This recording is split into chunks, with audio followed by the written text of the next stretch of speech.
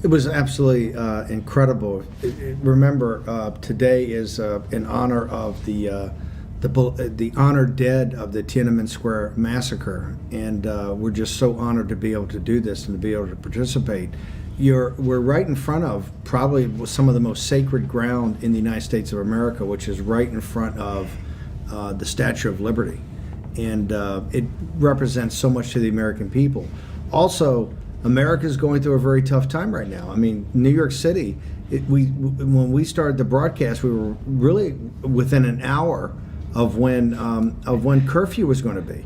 And one of the reasons curfew is that we're having some very big issues over here right now that we're trying to work through as a country. And I think it's very important for the Chinese people, particularly as they fight for their freedom against the Chinese Communist Party, to understand that every day you've got to work for freedom and liberty. It never stops. And as soon as you throw off the CCP, the struggle is going to be every day to keep the same freedom and keep the same liberty that you're fighting for.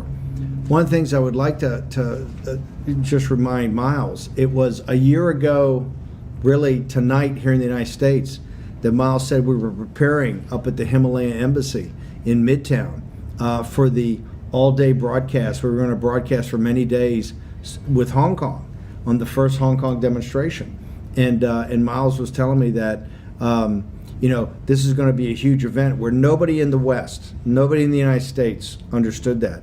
And one thing that Miles told me was that the winds of change are coming.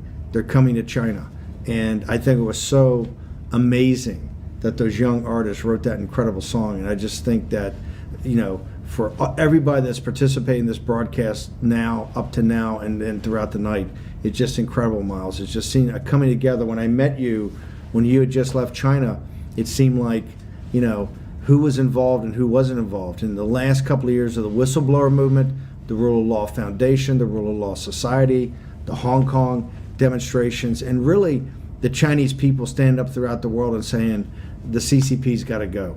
It's done too much damage to the country. It's done too much damage to the decent Chinese people. And I'd like just to say before we finish up this segment is that, or this question, everybody knows only the Chinese people can free the Chinese people.